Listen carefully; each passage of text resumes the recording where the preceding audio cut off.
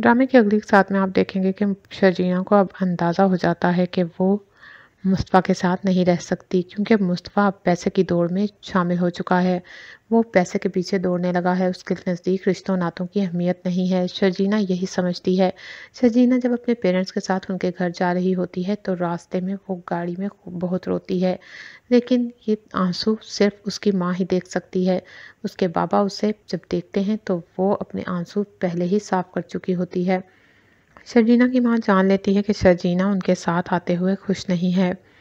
घर जाकर वो शर्जीना से पूछती हैं, शर्जीना तुम्हें क्या हुआ? तुम इतनी दुखी क्यों हो रही हो? अल्लाह बेहतर करेगा। जो अल्लाह देता है वो ले भी सकता है। उसकी खुशी में खुश रहना चाहिए। ठीक है, तुम्हें परेशानी है, दुख है, तुम माँ जो हो, लेकिन तुम उम्मीद रखो, अल्लाह तुम्हें दोबारा औलाद से नवाजेगा।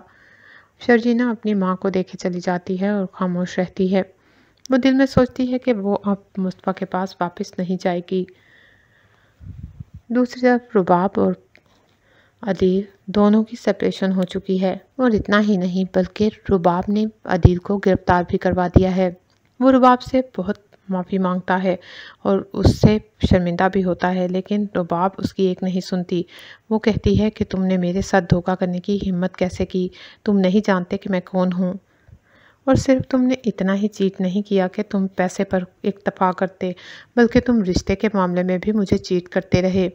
नताशा के साथ तुम रंगरलियां मनाते रहे और मुझे अपनी मोहब्बत के दावे दिलाकर तसल्लियां देते रहे, और मेरे पीठ पीछे नताशा के साथ सैरो तफरीह करते रहे। तुमने क्या सोचा था कि मुझे ये सब कुछ मालूम ना हो सकेगा? कभी तुम्हारी असल हकीकत ना जान सकूंगी मैं कभी। सच हमेशा सामने आ जाता है और झूठ कभी ज़्यादा देर छुप नहीं पाता। अदील रुबाब से माफ़ी मांगता है। वो कहता है कि मैं सिर्फ नताशा से दोस्त की हैसियत से ही मिलता रहा। तुम मुझ पर ऐसे शक ना करो, मैं तुमसे ही मोहब्बत करता हूँ स्वीट हार्ट। अभी अदील यही कहता है कि रुबाब उसे थप्पड़ मारती है। वो कहती है कि तुम यहाँ से चले जाओ। साथ ही वो उससे अरेस्ट करवा देती है और उसके बाद वो उसके पेरेंट्स को वहाँ से घर से निकाल देती है। अदील के पेरेंट्स कहते हैं कि अब हम कहाँ जाएं। वो यही सोचते हैं कि हम मुस्तफ़ा के पास चले जाते हैं।